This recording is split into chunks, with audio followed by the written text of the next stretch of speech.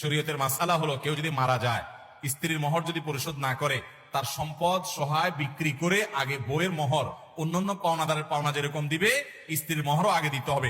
এরপরে থাকলে ছেলে মেয়েটা ভাগ বটরা হবে। এই জন্য পোলাপান নিজেরা নিজেদের মায়ের মোহর বাপের কাছ থেকে বুঝে নেওয়ার জন্য হেল্প করেন, না হলে মুরব্বী মারা যাওয়ার পরে কিন্তু আপনার ভাগে জুটবে না, সব আপনার মা মোহর হিসেবে পাবে। কথা কি বুঝাতে পারছি? অনেক মানুষ আছে, বিয়ে হয়ে গেছে 20, 30, 40 বছর বয়স হয়ে গেছে, এখনো বইয়ের মোহর দেয় নাই। আছে না নাই?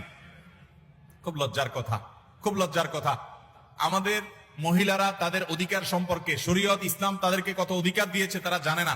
তারা যদি জানতো, আমাদের নাকে বর্ষি লাগায় ঝুলাইতো।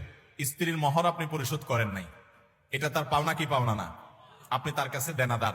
অতএব কথা নিচের দিকে তাকায় বলবেন, উপর দিকে না, কারণ আপনি তার কাছে কি দেনাদার। দেনাদারের মুখ বেশি উপরে উঠার কথা, নিচের দিকে তাকায় থাকবেন।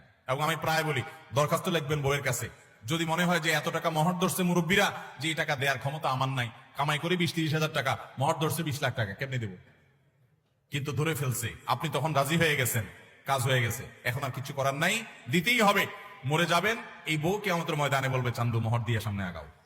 যদি কেউ স্ত্রীর মোহর নগদ না দেয়, বাকিতে রাখে যে পরে দেব, বিয়ে হয়ে যাবে কিন্তু দিতে হবে, এটা সঠিক না। যে মোহর যদি না দেয় তাহলে জেনা হবে, মোহর না দিলে বিয়ে হবে না, এটা সঠিক না।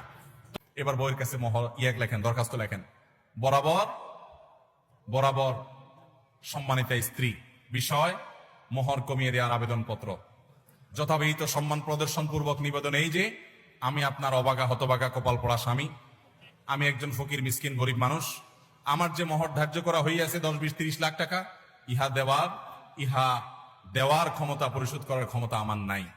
অতএব জনাবার সমীপে নিবেদন এই যে, মোহরের টাকা কমাইয়া আমাকে বাধিত করবেন, বিনীত আপনার হতবাগা স্বামী। এভাবে দরখাস্ত লেখা বউয়ের কাছে মাপটাপ চায়া, যদি বউ আপনারে মাফ করে,